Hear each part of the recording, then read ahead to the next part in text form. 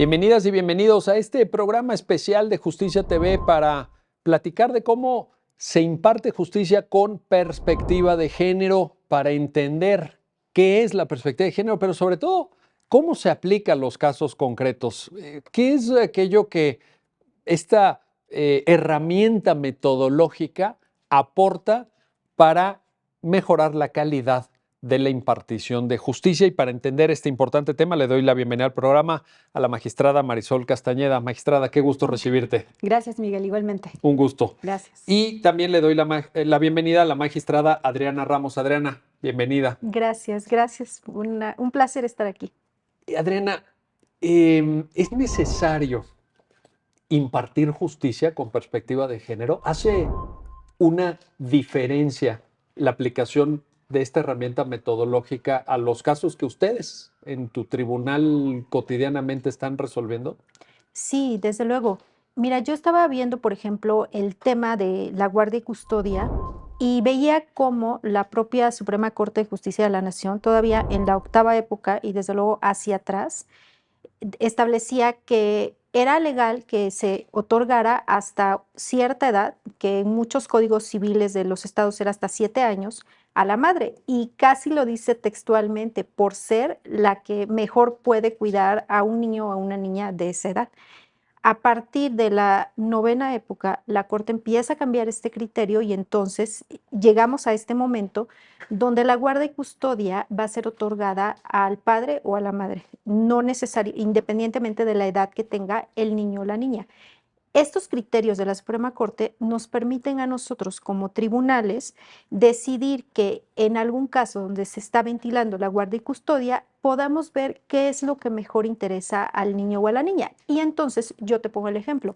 En un amparo directo que hemos tenido hace algún tiempo, que era precisamente sobre la guardia y custodia y donde había sido otorgada a la madre, todavía con cierto estereotipo de, pues porque además él era, el niño tenía 6 años, o sea, todavía le agregaban esto, pero ofrece el padre diversas pruebas donde se advierte que la madre pues tenía ciertos vicios, que había tenido ciertas terapias psicológicas que no había sido dada de alta y bueno, una serie de pruebas y finalmente el tribunal decide que la guardia se le otorgue al padre, aunque fuera un niño de 6 años. Entonces yo pensaba, esto no hubiese sido posible sin perspectiva de género. O sea, en la octava época, sin analizar nada, se le hubiera otorgado simplemente por la edad legal a la madre. Porque estamos hablando, Adriana, de un tema relativamente reciente, ¿no? O sea, yo no me imagino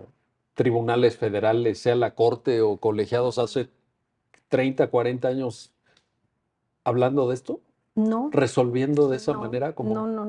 no, o sea, te decía, lo empezamos a ver a partir de la novena época. Entonces, no estamos tan lejos. Hace todavía, como dices, 30 años que estamos pensando que los niños o niñas tienen que estar con la madre por tener determinada edad, sin pensar si eso es lo mejor para ellos.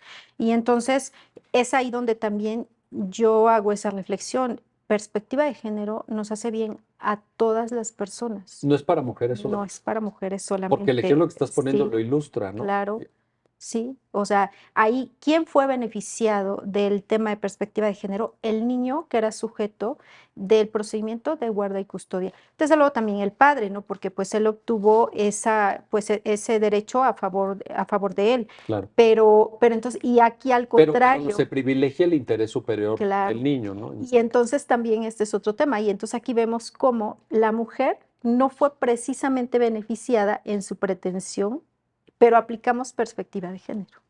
Pues es muy buen ejemplo, muy ilustrativo. Marisol, al final del día la perspectiva de género también nos sirve para cuestionar realidades que históricamente se han aceptado o que históricamente a lo mejor no se han aceptado pero han existido. Disparidad en las relaciones entre hombres y mujeres, asignación de roles de género, r- este, esta situación histórica de relegar a las mujeres al ámbito privado, ¿no? Las mujeres pues tienen que hacerse cargo de la casa, de la crianza, etcétera. Y la perspectiva de género, la pregunta sería, ¿también viene a hacernos repensar y revalorar eso? Totalmente, Miguel. Creo que dimos un salto cuántico que de 10 años hacia acá, ¿no? De 10 años para atrás, ni siquiera teníamos en el radar la idea de la perspectiva de género. Creo que las generaciones como las de nosotros, tal vez la anterior todavía o la que viene atrás de nosotros, todavía tenemos en el ADN este tema de la estructura patriarcal. Es algo con lo que, ahora sí que con lo que nacimos, ¿no? Estaba yo en una charla el otro día en el que nos explicaba la ponente, y tiene toda la razón, cómo desde antes de que nacemos ya traemos el estereotipo, ¿no? Le hacen la fiesta a la mamá del nacimiento del bebé y si es niña, pues todo es rosa. Si es niño, pues todo es azul. Hasta en eso. Hasta en eso, o sea, desde antes de nacer somos catalogados en un aspecto o en otro, ¿no? Somos colocados en un estereotipo, somos colocados en un rol de acuerdo con el sexo, nada más, ¿no? Entonces, sí, por supuesto que la perspectiva de género ha abonado en muchísimo, los criterios de la Corte, por supuesto. Esto no hubiera sido posible, primero, sin la Reforma Constitucional de Derechos Humanos de 2011, por supuesto, sin el parteaguas que constituye la resolución del caso Radilla, la contradicción 293, por supuesto, esto no hubiera sido posible. Entre los criterios iniciales que emitió la Suprema Corte hay uno que me gusta mucho porque no hay un fundamento legal que diga que tienes que aplicar la perspectiva de género, ¿no? Es correcto. Nosotros como juzgadores, como juzgadoras, como operadores jurídicos sabemos que una de nuestras grandes obligaciones es fundar y motivar todas nuestras resoluciones. Entonces, bueno, dices, ¿en dónde está el fundamento jurídico para que yo aplique la perspectiva de género? Y es un asunto muy bonito que llega a la Suprema Corte, que la Suprema Corte lo atrae y dice, a ver, espérame, lo voy a traer porque en el colegiado no se analizó con perspectiva de género. Y la perspectiva de género en realidad trae incluido o trae inmerso en su centro el derecho humano a la igualdad. Es así de sencillo, ¿no? Lo tenemos en el artículo 1 de la Constitución.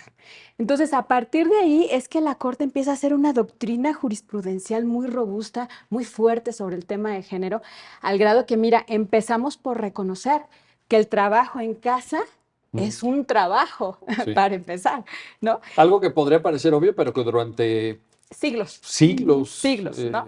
no se Crecimos vio de con esa eso. manera. Todavía ayer o antier leía un post de una persona que decía, qué triste, es decir, o que le pregunten a un niño, ¿qué hace tu mamá? Y en 2022 el niño diga, mi mamá no trabaja, está en la casa. Ah, Inconcebible. o sea, si está en la casa equivale a trabaja. no trabaja. No O las trabaja. mismas Fíjate. mujeres, ¿no? Exacto. Que están en su casa haciendo labores del hogar, dicen, yo no trabajo, me mantienen. Yo no Y trabajo. lo seguimos escuchando a este momento. Es trabajo Hay en una casa. invisibilización. Bueno, ha habido. Sí, sí. Ahora, este criterio al que tú te refieres, pues sirve para también. Empieza por esta parte, por decir la Corte, a ver, tenés que aplicar la perspectiva de género porque lleva inmerso el derecho a la igualdad y porque no estás aplicando los tratados internacionales. Entonces, esto me da la pauta para yo analizarlo, ¿no? Y a partir de ahí empieza a crear toda esta doctrina jurisprudencial y te digo, empieza por decir, el trabajo en casa es trabajo y es trabajo remunerado, que debes considerar incluso como una aportación económica al matrimonio, ¿no? Porque es trabajo y es mucho. O sea, en primer lugar, Marisol, en este tema que ahorita planteas, se trata de hacer visible Así es, que eso también es trabajo. eso también. Y en este segundo comentario que haces favor de compartirnos, se trata de, digamos, darle una dimensión de cuantificarlo, ¿no? Para el caso de que, pues, sobreviniendo un divorcio, sobreviniendo una ruptura, en el caso de un concubinato, pues eso se toma en cuenta, ¿no? Claro, claro. Estamos hablando ya de pesos y centavos. Exactamente. A mí me da mucho gusto, me hace muy feliz ver resoluciones de la Corte en las que se habla abiertamente del tema, se habla abiertamente de la misoginia, de la estructura patriarcal. Hay una sentencia también muy bonita de la primera sala en la que se habla sobre un convenio de divorcio de parejas, que es de lo más común, ¿no? Hay una cláusula en la que dice, la señora se queda en casa siempre y cuando no tenga visitas masculinas, no se case, no vuelva a tener una pareja, en fin, o sea, una serie de Y cláusulas. si recibe visitas masculinas, tiene que abandonar la Así es, casa, así me la devuelve. Pero se daba por Sí, sí, aceptado, sí. ¿no? Claro, Era normal. el tema, Sí, fíjense, sí. Bueno, tan es así que la señora firmó. así, a eso voy. La propia sentencia dice, tenemos tan adentro de nosotros, en el ADN, una estructura patriarcal, que la señora lo firmó, el señor obviamente, y el juez lo aprobó. Sí, sí. Hasta el juez lo aprobó, lo vio muy bien. Ah, sí, perfecto, no hay problema. Se pusieron de acuerdo estas comisiones. Sí, está Pues, muy bien, claro. la señora acepta no recibir visitas masculinas. Así es, así es. Y dice la sentencia, claro, esto es propio de esa estructura patriarcal de la que todos venimos y que fue aceptada por las partes contratantes y por el propio juez. Pero dice la Suprema Corte, dice, incluso sabiendo que es una cuestión de derecho privado, que las partes pueden pactar o pueden obligarse como ellas quieran, al final del día también tienen que respetar los postulados de la Constitución. Y uno de ellos, vuelvo a lo mismo, pues es el derecho a la igualdad. Sí, sí, qué caso, este es un Sí, caso sí. de verdad emblemático, diría Sí, yo. sí, totalmente. Y es algo que se vive a diario, ¿no? Lo vemos a diario en los tribunales, unas cláusulas totalmente contrarias al derecho a la igualdad, a la libertad, al desarrollo libre de la personalidad, a seguir haciendo ese poder, a seguir ejerciendo ese poder. Porque al final del día la discriminación tiene que ver con eso, con ejercer un poder, ¿no? Sí. La violencia es un ejercicio de un poder. Ahora, Adriana, pues este impacto, diría yo, porque los casos que ustedes acaban de citar son casos verdaderamente impactantes, ¿no también nos advierten del carácter estructural de la discriminación por razón de género en México? Porque si uno dice, oye, pues a lo mejor esto es episódico, pasa una vez cada No, 50 años o llegó un caso aquella vez en la quinta época, no, no, pero ahorita ustedes están poniendo casos del común, totalmente. que también en su ejercicio jurisdiccional, pues les ha tocado conocer y resolver. ¿No te habla eso, Adriana, de una discriminación estructural, de una sociedad que a lo mejor no ha hecho todavía las cuentas con la igualdad? Desde luego. Y mira, justo ahorita que Marisol nos explicaba todo esto, yo pensaba, bueno, si pudiésemos traducir la perspectiva de género a una palabra, ¿qué busca? Es la igualdad. Esa, creo que si solo escogiéramos una palabra, diríamos esta, la igualdad. Y por supuesto que lo que tú comentas es así. Históricamente hemos vivido en una sociedad, en un mundo, porque no es exclusivo de México, sino en un mundo patriarcal y discriminatorio hacia las mujeres. Y esto nosotros lo hemos reflejado en todos los aspectos de nuestra vida. Obviamente acá nos estamos enfocando más a lo jurídico, pero si nosotros vemos el tema cultural, el tema social, cualquier área, o sea, siempre la mujer figura en un plano subordinado. Y te Sí, lo en el encuentras, trabajo, en la escuela. sí, en la literatura, en Sí, sí, todo, sí, ¿no? sí. Y te lo encuentras en cualquier parte. Yo estaba leyendo el libro de El infinito en un junco, que además me ha encantado Ay, ese qué libro buen libro, maravilloso el de Irene Vallejo. A de ver, Irene vamos a Vallejo. recomendar para quienes están viendo el programa el libro El infinito en un junco de Irene Vallejo. Qué buena Increíble cita. este libro. Entonces, bueno, pues, o sea, yo lo estoy leyendo como algo que no tiene nada que ver con el derecho, pero justo me encuentro una parte donde ella alude a la Ilíada y la Odisea, y entonces habla como en estos poemas homéricos, que además, o sea, son de tanto valor cultural y no sé, hasta transmiten muchas cosas, habla como al inicio de la Odisea, Telemaco le dice a su madre Penélope, oye, no, casi le dice, calla, tú tienes que irte a la casa, tienes que irte a ver al personal como a las esclavas, tú no puedes hablar acá. Y justo, o sea, sin que Irene Vallejo esté hablando de perspectiva de género ni nada, Sí. ella habla de una ideología, utiliza una palabra como para definirla. Como discriminatoria, ¿no? Entonces, a mí me llama la atención porque digo, bueno, te encuentras esta desigualdad en todas partes y te la encuentras en todas las cosas de la historia. Y si nosotros, que es a lo que nos llama perspectiva de género, a ver con otros ojos, te pones a analizar, encuentras también todos nuestros dioses de culturas prehispánicas y de las diversas culturas de la humanidad, generalmente son hombres. Sí. O sea, y seguramente había mujeres que también figuraban, pero quienes sobresalen de quienes conocemos son de hombres. Entonces, esto nos habla de una desigualdad, porque nosotros, por supuesto, en esta época estamos viendo que también las mujeres han hecho una gran labor, hemos hecho una gran labor como género. Entonces, Y esto cada vez más, por cierto. cada vez más. Cada vez. Aquí está la Cada prueba. vez más. Aquí Cada está vez la más. prueba. Pero algo, Miguel, en lo que yo quiero insistir, y por eso ponía este ejemplo al inicio, ¿no? O sea, no es como vamos ahora, es una lucha de mujeres contra hombres y nosotras queremos que ahora las mujeres estén en un plano superior. No, o sea, es ver el mundo de otra manera, pero es beneficiar a todos y a todas, es buscar esta igualdad. Y entonces yo te ponía el ejemplo, este asunto que se ve con perspectiva de género no benefició procesalmente a una mujer, benefició a un niño. Entonces, esto es lo que busca perspectiva de género. Pero al final vivir en una sociedad que se haga cargo con los ejemplos que ustedes citan del valor de igualdad, pues es mejorar la sociedad en su conjunto. Vaya, yo coincido, porque quizá esto incluso ya está superado, pero en los postulados de la teoría feminista de hace 50 años, estoy pensando en los años 70, ese feminismo más combativo, digamos, posterior a la revolución sexual de los años 60, etcétera, sí era más de lucha y de confrontación. Incluso por ahí se habían escrito libros sobre la guerra contra la familia, ¿no? La familia como espacio de subordinación, de esclavitud femenina, etcétera.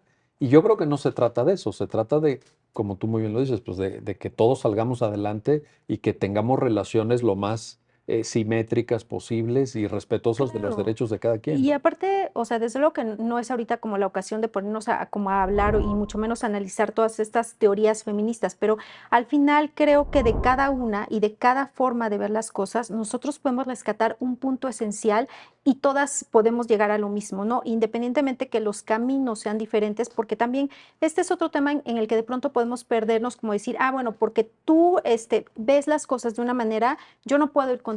Y acá también se trata, o sea, perspectiva de género es, vamos todos juntos a buscar esta igualdad, independiente que cada quien tiene luchas específicas, ¿no? Como ahorita el tema que comentaba Marisol, los derechos de las trabajadoras del hogar, o sea, hay grupos que están dando esa lucha, ¿no? En especial otros, pues, por las familias, por la niñez, pero todos vamos a lo mismo y al final todos buscamos lo mismo, que es esta igualdad. Bueno, ahí está. Vamos a hacer una pausa, no se vayan, estamos platicando con nuestras invitadas de cómo aplicar la perspectiva de género, qué es la perspectiva de género, cómo se puede mejorar la impartición de justicia con esta herramienta metodológica. Regresamos enseguida. Ya estamos de vuelta, ya estamos de regreso en este programa especial de Justicia TV para analizar con nuestras invitadas pues el alcance, la forma en la que se tiene que aplicar la perspectiva de género en la impartición de justicia. Y ahora regreso contigo, Marisol Castañeda, para plantearte esto. ¿Qué tanto eh, la justificación o el surgimiento, el debate incluso, porque creo que todavía es algo que se está construyendo, de la perspectiva de género responde a un contexto de violencias múltiples hacia las mujeres? ¿Qué tanto esta subordinación de la que hablaba Adriana en el trabajo, en el hogar, en el espacio público también, donde hay violencias? Y lo digo en plural. Sí, Lo sí. digo en plural porque me parece que reflejan también la magnitud del problema. No, a veces uno dice, violencia hacia la mujer, pues es que le pegaron. No, no, no, no. Es que hay muchas formas de expresión de esta violencia. ¿Te parece que esto también debe ser tomado en cuenta a efecto de entender la perspectiva de género? Totalmente, también Miguel, como bien lo dices, hoy sabemos que la violencia tiene muchas caras. La violencia no nada más es física. Hoy sabemos que hay violencia psicológica, que hay violencia económica, que hay violencia de muchas formas. Esta nueva bueno, no es nueva, en realidad el concepto es el que ahora se escucha un poco más, pero es lo que lo que hemos vivido desde hace mucho tiempo. Esta violencia vicaria, por ejemplo, ¿no? También. En la que, bueno, También. como mamás siempre dices, oye, mis hijos, yo lo que quiero es mis hijos. Decía Adriana una situación que también, obviamente, durante muchos años subsistió hasta ahora que la Corte se pronunció en el sentido de que los hijos no necesariamente tienen que estar con la mamá hasta cierta edad, la guarda y custodia. Tenemos que entender también una cosa, los códigos civiles de este país, hablando de códigos civiles, pues fueron hechos el siglo pasado, Sí, ¿no? sí, Entonces, veníamos en una sociedad muy y en el diferente. inicio del siglo pasado, algunos de Así ellos. es, algunos de ellos, ¿no? Entonces, Algunos. todos los códigos civiles de este país traen una disposición como esa. Todos los códigos civiles de este país tenían una disposición que decían que el matrimonio era entre hombre y mujer, Sí. y unos hasta se atrevían a mencionar que con la finalidad de perpetuar la especie, ¿no? Finalidad reproductiva. Reproductiva, exactamente. Entonces, Entonces, bueno, era una situación altamente y abiertamente discriminatoria, pero no lo veíamos con esos ojos. En el caso de la violencia, hoy creo que podemos hablar no solo de violencia, sino de violencias y cómo estas repercuten en la vida de las personas, ¿no? Por eso te decía que a mí me entusiasma mucho, me gusta mucho ver estos criterios de la Corte, cómo lo hace, cómo cada día va construyendo este gran edificio que al final tiene ese destino, lograr la igualdad de todas y todos. Pero hay una parte de una sentencia también en la que se habla de la violencia doméstica. Ujú. Si la violencia doméstica existe y la violencia doméstica es un fenómeno brutal para las personas, ¿no? Esa persona que está viviendo esa violencia se puede sentir completamente resquebrajada, se puede sentir que no vale nada, puede llevar incluso a atentar contra su propia vida o contra la vida de otra persona. Hay un precedente muy bonito de la primera sala, ponencia del ahora ministro presidente Saldívar, en el que se analiza el homicidio de una mujer hacia su pareja, ¿no? Primera, segunda instancia, aplicamos la ley como está, como decía Adriana hace ratito, simplemente aplicas la ley. Hay una conducta, sí, hay una responsabilidad, sí, va adelante, ¿no? La señora había sido condenada a 20 y tantos años de prisión. Ella hace valer la inconstitucionalidad por ahí del Código Penal por alguna razón y por esa razón llega el asunto a la Corte. En la Corte ya con una visión completamente diferente, a partir, insisto, de esta revolución de derechos humanos, se dice, oye, espérame, aquí hay un tema muy importante que es la violencia que la señora venía diciendo que vivía desde hace muchos años, ¿no? Y claro que este es un aspecto determinante para que ella haya actuado de esta forma. Y claro que debe verse con esos ojos, ¿no? Con esos ojos de perspectiva de género. En otro momento, como decía Adriana hace ratito, pues simplemente hubieras dicho, pues lo aplico, pasó y adiós, ¿no? Y no tomas en cuenta, pero es una realidad. La violencia doméstica, la violencia vicaria, la violencia económica. ¿Cuántas mujeres también que se dedican a las labores del hogar durante la vida de un matrimonio, al final del día aceptan muchas situaciones por esta violencia económica, ¿no? Sí, que Siempre, implica sujeción, implica claro. Y dominación. no nada más hacia ella, sino también hacia los hijos, Sí, sí, sí. ¿no? Entonces, yo siempre he dicho que es muy lamentable que en las separaciones de los padres se utilicen a los hijos como rehenes. Pero sí sucede. Sí, totalmente, Y quizá con totalmente. demasiada frecuencia, Es el diría yo, pan de cada día, ¿verdad? sin duda, claro. Pero sí, por supuesto que esta violencia de género tiene mucho que ver, que insisto, como decía Adriana, no tiene, o como lo puntualizabas tú hace ratito, no tiene nada que ver nada más con mujeres, ¿eh? Correcto. Y creo Sí, sí, sí, también sí. que hay un espacio de la sociedad que no hemos volteado a ver con toda la necesidad y con toda la seriedad que se merece, que es esta comunidad LGBTQI+. Porque si nosotras como mujeres en algún momento nos hemos sentido violentadas, la verdad es que las personas que están en esta situación creo que siempre han sido doblemente violentadas. Sin duda.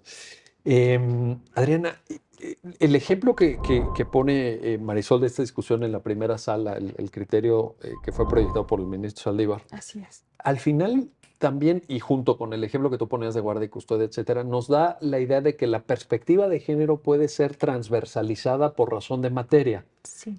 Eh, Te lo planteo, te lo pregunto, porque entonces es un llamado también a repensar todos los ámbitos del ordenamiento jurídico mexicano, porque de pronto decimos, no, pues en litigios de derecho de familia, algún caso por ahí de derecho penal, etcétera. Pero en realidad, si nos fijamos, hay algo hay una materia, algún ámbito en donde se excluya la aplicación de perspectiva de género. Yo creo que no, o sea, yo creo que no. Ahorita también pensaba mientras Marisol nos hacía estos comentarios que al final de cuentas la perspectiva de género nos ha llevado a ver la vida jurídica de otra manera, no solamente los derechos de las mujeres, porque te das cuenta que nosotros como juzgadores, como personas juzgadoras, pero bueno, no solamente nosotras, cualquier operador jurídico, estamos obligados a ver más allá. O sea, quizás en otro momento, en otras épocas, bastaba con que, pues tal cosa dice la ley, yo hago este silogismo al que hemos estado muy acostumbrados, me acuerdo de mis clases de lógica, la pasé muy bien, entonces tengo la solución. Pero nos damos cuenta que ahorita no, o sea, que nos obliga a ver, por ejemplo, en el caso que ponía Marisol, en este homicidio, sí, pero hay circunstancias. Y entonces vemos que también vamos beneficiando a otro tipo de grupos, lo que también comentaban, cómo entonces los niños y las niñas participan en los procedimientos porque ya no basta una edad para que sea otorgada la guardia y custodia a la mamá. Entonces también van teniendo ellos un protagonismo especial. Y justo lo que tú acabas de decir, no es exclusivo de materia penal, por ejemplo, donde se han dado casos muy paradigmáticos o de materia civil, que justo nos comentaba Marisol, de cómo va evolucionando la jurisprudencia también, es en todas las materias. Yo pensaba, bueno, hay materias como más privadas, como pueden ser mercantil o civil, donde quizás no encontremos tanto, ¿no? Como que cómo se aplicaría acá. Y entonces yo pensaba en el ejemplo, pero ya tuvimos también ese caso de un juicio ejecutivo mercantil donde hay un pagaré, donde hay incluso una confesión, sí, yo firmé el pagaré, pues finalmente es una sentencia condenatoria. ¿En dónde cabría ahí la perspectiva de género? Y entonces nosotros vemos que la Suprema Corte de Justicia de la Nación nos obliga a analizar el tema de la usura. Y cuando analizamos el tema de la usura, vemos que la parte demandada, que es una señora, ella alega que pues tuvo que firmar el pagaré porque tenía una deuda, exhibe, incluso ofreció pruebas en el procedimiento, exhibe documentos y todos están vinculados con su condición de mujer. Ella, sin proponérselo, o sea, ella no dijo juzguen con perspectiva de género, pero ella nos hace ver estas cosas. Y entonces, con toda esta jurisprudencia que nosotros tenemos, nos permite tomar en cuenta esas circunstancias para la reducción de intereses. Hasta un tema mercantil Claro. puede ser analizado con Claro, perspectiva de género. y sobre todo un tema donde decías, prácticamente este asunto ya lo tenemos solucionado, es un pagaré, no podemos, Claro, porque también, reconoció claro, que lo había está la suscrito. confesión y todo, porque también una cosa muy importante que ahorita vale la pena puntualizar, perspectiva de género no es soslayar presupuestos procesales. Correcto. Entonces, obviamente un juicio como este que yo te lo ponía de ejemplo porque se me hace como muy ejemplar pues al tema de ahí no hay perspectiva de género, ahí es un derecho privado puramente. Y no podemos nosotros decir, bueno, pues porque es una mujer, porque me dice que tal vez tuvo esta deuda para cubrir ciertas necesidades, tema de alimentos, pues bueno, voy a decir que entonces el pagaré como que no tiene, no, eso no lo puedo hacer. Eso también es muy importante puntualizarlo, ¿no? Y esto también nos lleva a que no por el hecho de que sea una mujer la parte actora o quien tiene cierta pretensión, vamos a decir absolutamente todo tiene razón, porque entonces ya no estaríamos en esta igualdad que buscamos, pero sí nos permite hacerlo en el tema de la usura. Y entonces en ese tema accesorio se pueden reducir estos intereses tomando en cuenta todas estas pruebas y todos estos hechos que además no fueron desvirtuados por su contraparte, ¿no? Entonces, este es el claro ejemplo donde no es exclusivo y bueno, y materia administrativa, pues actualmente con todos estos procedimientos que se están iniciando en temas de acoso sexual, de hostigamiento, obviamente está ahí la perspectiva de De género. acoso laboral también De acoso en el laboral. sector público o privado. Sí, también. entonces todo ahí, o sea, perspectiva de género está en nuestra vida, en toda nuestra vida, ¿no? Un elemento más, Marisol, te planteo. Temas probatorios.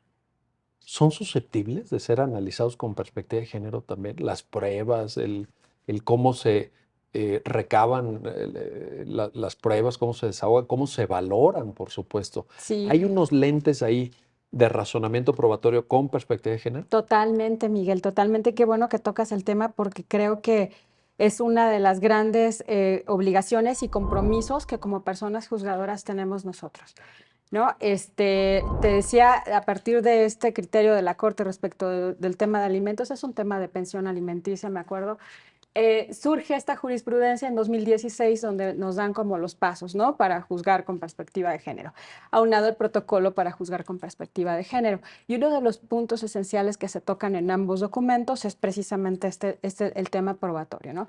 ¿Con qué estándar probatorio vas a resolver un asunto?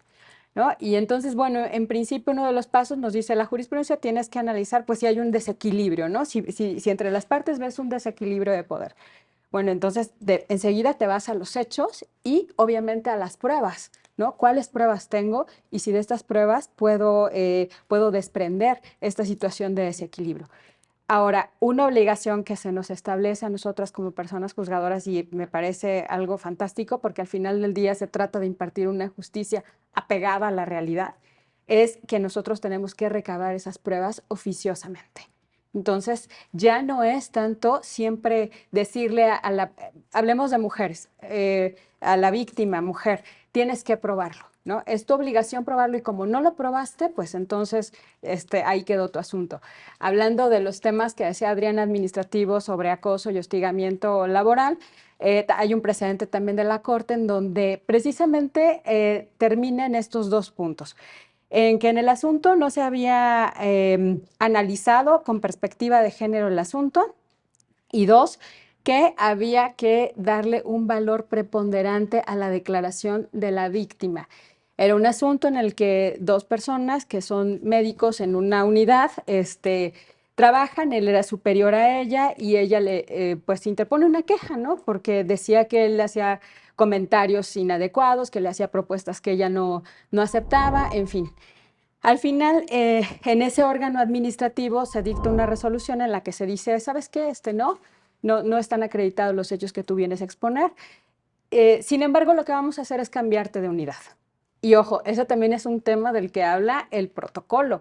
No puedes revictimizar, ¿no? ¿Por qué se tiene que ir ella? Yo soy la víctima, entonces tengo que quitarme del espacio en el que estoy, tal vez por cuestiones de traslado, tal vez tengo hijos, mis hijos están en la guardería de la misma cuadra, no sé, pueden existir muchas circunstancias y eso es revictimizar a la persona. En fin, ahí concluye ese procedimiento y el médico, el hombre, presenta una denuncia en contra de esta persona porque decía que había lastimado su honor al haberlo denunciado. Primera, segunda instancia, dictan una resolución que no es a los intereses de esta persona, pero en un juicio de amparo le conceden el amparo y protección de la justicia de la Unión. En contra de esta resolución, la mujer interpone un recurso que llega a la Corte. Dice la Corte, a ver, aquí hay dos temas muy importantes. Primero, trayendo a cuenta el precedente que ya teníamos de la Corte Interamericana de Derechos Humanos, que también es otro gran tema que nos dice el protocolo y que nos dice la jurisprudencia, que hay que voltear a ver las convenciones. Y dice, generalmente este tipo de actos ocurren en el ámbito privado, Sí, no es sí, algo sí, que sí. se haga en público. Claro, para temas probatorios, ahí viene una complejidad. Así es, entonces no me pidas testigos porque obviamente no va a O haber videos testigos. o... Un video, ¿cómo te lo voy a probar? ¿no? O cosas tan detalladas, ¿no? Claro. Dame la declaración o tal vez tienes una imprecisión en tu declaración anterior. Y entonces, claro, Entonces, en una visión anterior a lo mejor sí. la falta de congruencia entre la primera declaración y la segunda, Entonces, entonces, sí. entonces queda anulado la declaración, ¿no? Entonces dice la Corte, no, hay que tener en cuenta que este tipo de situaciones ocurren en un espacio privado, entonces la declaración de la víctima tiene que tener un valor preponderante. Y lo siguiente, pues obviamente, es analizar el asunto con perspectiva de género, ¿no? Que eso es algo también, creo que es una tarea muy pendiente que tenemos todas y todos, sobre todo, yo lo he comentado en varios foros, las autoridades que tienen a su cargo hacer una investigación de un delito, tomar una declaración en un principio. Citando precedentes interamericanos, campo algodonero. Así es. Precisamente. Así es, claro, y es increíble, Miguel, que a 12 años de de esta sentencia en contra del Estado mexicano, todavía tengamos como respuesta de esas autoridades de primer toque que yo les llamo, con los que va una persona que Sí. mi hija no apareció, mi hija no llegó anoche. Sí, el primer Con contacto. el primer Sí, contacto que tienes y claro. todavía te digan, ay señora, seguro se fue con el novio. Ay señora, ¿qué hacía su hija en la calle a estas horas, no? Sí, ¿sabes qué? Justo ahorita lo que decía Marisol, a mí también me hace recordar que esta perspectiva de género es un llamado para todos. Para todos. Porque nosotros, bueno, nosotras estamos en tribunales, digamos, constitucionales y muchas veces, porque, insisto, no se vale o no vamos a soslayar presupuestos procesales, no vamos a tener una oportunidad de ordenar directamente desahogo de pruebas. Entonces, quienes tienen esta facultad directa van a ser las autoridades de primera instancia.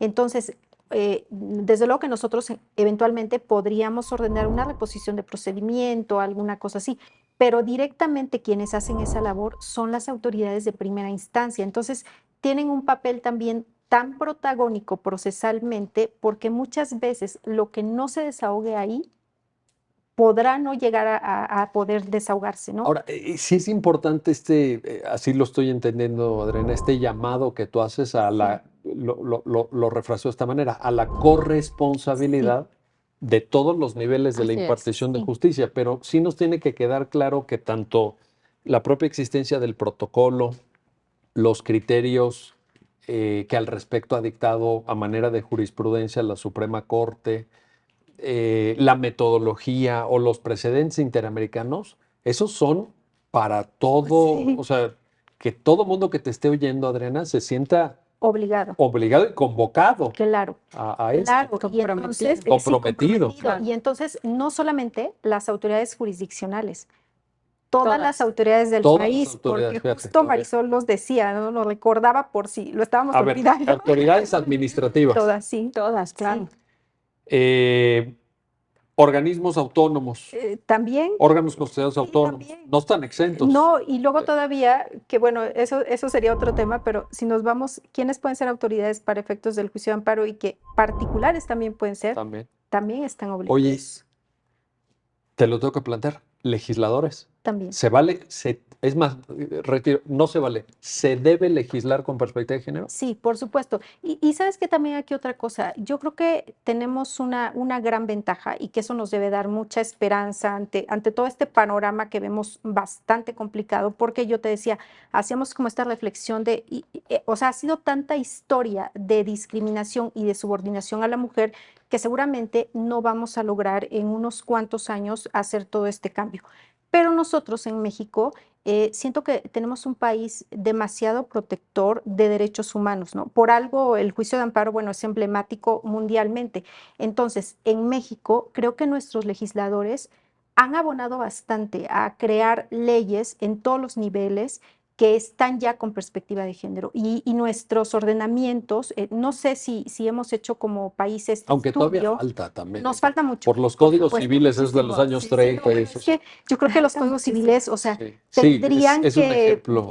incluso sabes que, o sea, nuestras propias leyes, o sea, al interior también pues, de los poderes, siguen hablando, por ejemplo, todavía en término masculino, ¿no? Solamente. El lenguaje. Sí, el lenguaje, o sea, nuestro lenguaje todavía no es incluyente. O sea, nos falta mucho por hacer, por supuesto, ¿no? Yo leí apenas hace unos días un informe de la ONU donde hacían un nuevo cálculo que para lograr esta igualdad entre hombres y mujeres necesitábamos aproximadamente 300 años. No, hombre, 300 años, imagínate. Entonces yo dije, bueno, No, pues ya. pues no nos va a tocar, pero mira, Pues ya vámonos entonces. claro. No, pero mira, hay dos cosas, o sea, lo podemos ver de dos maneras. Una, como tú dices, bueno, pues ¿qué estamos haciendo acá si de todas maneras no nos va a tocar verla? Pero la otra manera, que yo creo que es en la que tenemos que verla, si nos van a tocar 300 años, vamos a hacer que sean menos. Que No, cada empecemos uno de nosotros, ya. claro, Porque si no, y imagínate. vamos a apurarnos para Y que, vamos a apurar. sí, entonces eso es, o sea, tenemos que verlo así, no como una actitud así como pesimista, de entonces, ¿para qué hago algo, también no? es una aproximación gradual, ¿no? Sí, porque yo creo que mientras más hagamos, seguramente esa brecha se va a cortar. Pero yo creo que también aquí tiene que jugar mucho el papel de nosotros como sociedad, no nada más como servidores públicos. A mí me gustaría también hacer un llamado a todas las personas, a todas las mamás, a los papás, a todas y todos, que logremos que las generaciones que vienen atrás no formen parte ya de esta estructura patriarcal. Nos toca también a nosotros como sociedad educar desde casa, educar desde la escuela, decirles a los niños que pueden jugar con muñecas y las niñas pueden jugar con carritos y que el príncipe azul no existe y que no, ¿Cómo? las princesas de Disney, que las princesas de Disney. Pero bueno, no ser parte. Sí, porque, a ver, el mensaje de estas películas que son muy lindas y que todos vimos y que... No, pero sí reproducen. Al final del día es esto. Sí. Todo Tú eres o tienes que aspirar a ser la princesa, que un príncipe azul llegue, te rescate, él trabaje y te tenga en su palacio y tú vivas ahí y él traiga todo lo Bueno, y se necesario para arrodilla a ser feliz. ponerte el Y zapato se arrodilla también. también, A claro. ponerte Esa el zapato. parte también es muy linda. Pero la historia creo que de al final nosotros somos, como sociedad somos muy responsables también Sí. de seguir llevando o de terminar de una vez con esta estructura patriarcal. A mí me encantaría que por lo menos las 2 o 3 generaciones que vienen atrás de nosotros crecieran ya con un ADN Ahora, diferente. ahí, Marisol, nosotros, por la profesión que nosotros elegimos, la formación jurídica que nosotros los que estamos en este programa tenemos, la pregunta sería, ¿el derecho puede abonar también a eso? Sí. Es decir, en esa configuración a la que aludes ahorita del imaginario social, de cómo hacemos que los más jóvenes de nuestra sociedad crezcan con otros valores, con otra forma de observar las relaciones entre hombres y mujeres, yo creo que el derecho tiene un papel también creador de discursos, de pedagogías sociales, de modelos de relación. Sí, por supuesto. Ahorita que hablabas o que hablábamos del tema de los códigos civiles, hay un montón de disposiciones que definitivamente tendrían que ser eliminadas. La verdad, todavía tenemos congresos que se rehúsan, por ejemplo, a reconocer el matrimonio igualitario. Al final del día, no sé cuántas legislaciones de los estados habrán ya eliminado el tema de las causales de divorcio, que esos son eran un gran tema también. Vaya que Teníamos juicios de años y años y años y que al final ni se resolvían y metías, yo les decía, era como poner en una licuadora todo, ¿no? El divorcio, la patria potestad, los alimentos, la guarda de custodia y todo lo revuelves y al final no solucionas Y nada. tampoco respetabas el proyecto de vida de las Exactamente, personas. claro, claro. Oye, y al final del día, tenías matrimonios separados Claro, y tal vez tenían ya otra vida con otras claro. personas. Y era una ficción. Y era ¿no? una ficción, Sí, sí. en realidad ni siquiera existía como tal, ¿no? Entonces creo que sí, al final del día somos una sociedad que vivimos bajo reglas porque así es necesario y creo que estas reglas, en la medida en que puedan abonar también a deconstruir todo este sistema, pues abonarán muchísimo. Oye, el tema tan reciente del orden de los apellidos de los hijos, Ajá, ¿no? también. O sea, yo escuchaba personas escandalizadas. Ah, ¿Cómo sí. es posible? Bueno, a Vas a ver, yo escuché este romper argumento, con seguramente todo. ustedes también lo han escuchado. Dice, oye, pero a ver, ese tema, ¿para qué lo mueven? Ahí en el Poder Exacto. Judicial Federal, ¿para qué ¿Para andan qué? diciendo? ¿Cómo ¿Y para para qué qué? andan? Pues si siempre el apellido del papá va primero, ¿para qué le mueven?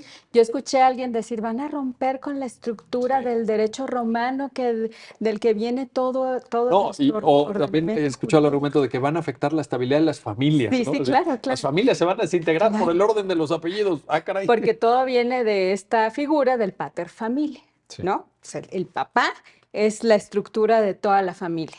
Bueno, pero ¿No? eso Y desde la sin él- carrera nos lo Sí, enseñan. sí, por supuesto. Desde la Estoy carrera, hablando de eso. en derecho. Sí, Estoy hablando sí. de eso, por supuesto, Híjole. claro. Entonces, a ver, y al analizar este asunto, cuando se le pasa el test de proporcionalidad, dices, no lo No supera. lo pasa. ¿Cuál es la justificación? Déjenme hacer una pausa, no se vayan, regresamos enseguida para continuar en esta conversación con nuestras invitadas sobre la perspectiva de género y lo que aporta, que es mucho, ya lo han escuchado, a la calidad de la administración de justicia y en general a la forma en la que nos relacionamos en la sociedad mexicana. Regresamos enseguida. Ya estamos de vuelta, ya estamos de regreso en este programa especial de Justicia TV para discutir con nuestras invitadas qué implica, qué consecuencias tiene juzgar con perspectiva de género y cómo aplicar esta perspectiva de género para elevar la calidad precisamente de la impartición de justicia. Adriana Ramos, te planteo, Decía Marisol Castañeda, a ver, el tema de recabar, incluso de manera oficiosa, pruebas para cumplir con la metodología que determinó la Suprema Corte en materia de perspectiva de género, ¿no nos está planteando también un nivel importante de exigencia hacia las personas juzgadoras? Porque pues las personas juzgadoras, en la lógica del principio, por ejemplo, de contradicción, pues también dicen, oye, pues que las partes se encarguen de aportar los hechos, ¿no? El famoso principio de que viene el derecho romano, y yo como persona juzgadora digo el derecho. Pero aquí estamos hablando de un rol activo por parte de las personas juzgadoras, de repensar también cuál es el alcance del trabajo que ustedes cotidianamente llevan a cabo. Por supuesto, es algo que yo he reflexionado en múltiples ocasiones, o sea, sobre todo en los últimos años, porque te decía, quizás antes, yo creo que la labor del jurista o de las personas juristas siempre ha sido muy importante. En toda la historia puede haber a lo mejor profesiones que no destacan tanto, pero nosotros encontramos leyes desde el principio de la humanidad. Entonces, las personas juristas hemos estado ahí, pero quizás ha habido épocas más complicadas que otras. Y yo creo que ahorita nos toca una época no complicada, sino una época donde podemos ser muy protagonistas en el buen sentido de que en nuestras manos está lograr todos esos cambios de los que estamos hablando. Pero para esto es necesario un compromiso con nuestra propia formación, porque ahora ya no basta, como tú decías o como hemos estado comentando, saberme el código, que además ya Marisol nos ha comentado cómo este código pues Sí, ya no sí, aplica. claro, te sabes el código, Pues pero un código ya que no. discrimina, que no Claro. está escrito como un lenguaje de género, Sí, no, pues no, imagínate. entonces, o sea, eso ya no basta. Como nos dice Robert Alexi, hay que maximizar los derechos, pero para maximizar tengo que conocerlos y tengo que saber hacia dónde los llevo. Y esto me implica estar en una constante formación. Yo creo que no ha habido una época histórica donde las personas juristas tengamos que capacitarnos, formarnos y leer tanto como nos lo exige ahora. Marisol nos decía, también estamos obligados a las sentencias de la Corte Interamericana, a la Sí, claro. jurisprudencia, Claro. a Sí, toda sí. esta interpretación, a todo esto que se está hablando ahorita de razonamiento probatorio. Entonces, para que nosotros podamos tener todos los elementos que nos lleven a resolver cada caso, porque además los casos son múltiples, son tan variados que nos llegamos a preguntar, ¿y ahora qué hago? Y si no tenemos esa formación, no vamos a poder resolver nada, ¿no? Entonces, es una obligación para todos los niveles de justicia. Y es una ¿no lo ves Es como una gran una responsabilidad? gran responsabilidad, o sea, una gran responsabilidad que en esta época nos tiene que dar replantearnos que hemos elegido una profesión con mucha carga. ¿Por qué? Pero ¿Se también siente ese peso en los hombros? yo sí la siento porque, o sea, sé que para resolver los asuntos no basta ver una ley, o sea, sé que necesito más y necesito Y formarme necesita más. estar estudiando. Constantemente, o sea, como que aquí la formación se vuelve diaria y entonces nos exige demasiado, ¿no? Y obviamente nosotros tenemos que asumir ese compromiso y decir, bueno, nos toca ser protagonistas. Yo ahorita hacía alusión a este informe de la ONU donde decimos, bueno, 300 años y también mencionaban, no vamos a alcanzar este objetivo para 2030 entre los objetivos de esta década, la igualdad y yo decía, bueno, estamos en 2022, nos faltan 8 años, vamos a apurarnos y a lo mejor sí lo alcanzamos, ¿no? Algo lograrán. Claro, ¿No? claro, pero eso depende de nosotros y obviamente de nosotros y de nosotras. Y obviamente esto no nos va a llegar así como por iluminación divina, no vamos a tener la lámpara de Aladino donde nos conceda el deseo de la igualdad, sino que Marisol decía, hagamos un llamado a toda la sociedad, porque todos desde nuestro ámbito tenemos muchas cosas por hacer, ¿no? Y nosotros, obviamente, estar atentos. Creo que en ninguna época como ahorita se nos exige ser juzgadores y juzgadoras creativos, donde veamos de dónde podemos nosotros analizar esta perspectiva de género para lograr una sentencia o una determinación igualitaria. Que creo que dejamos de ser simples espectadores, Claro. ¿no? Ahora también somos parte de las situaciones, ahora somos, sí, como tú lo decías, proactivos, activos, intervenimos con mucha responsabilidad, Claro. con mucha creatividad, eso sí. No, y con estos fundamentos que tú decías, Claro. tienes precedentes interamericanos, tienes protocolo, Sí. tienes tesis de jurisprudencia, tienes casos, tú misma citabas, en materia penal unos, en materia familiar Todas otros, en estas, materia laboral en también. materia laboral, claro, en materia de seguridad social, hay también precedentes de la Corte.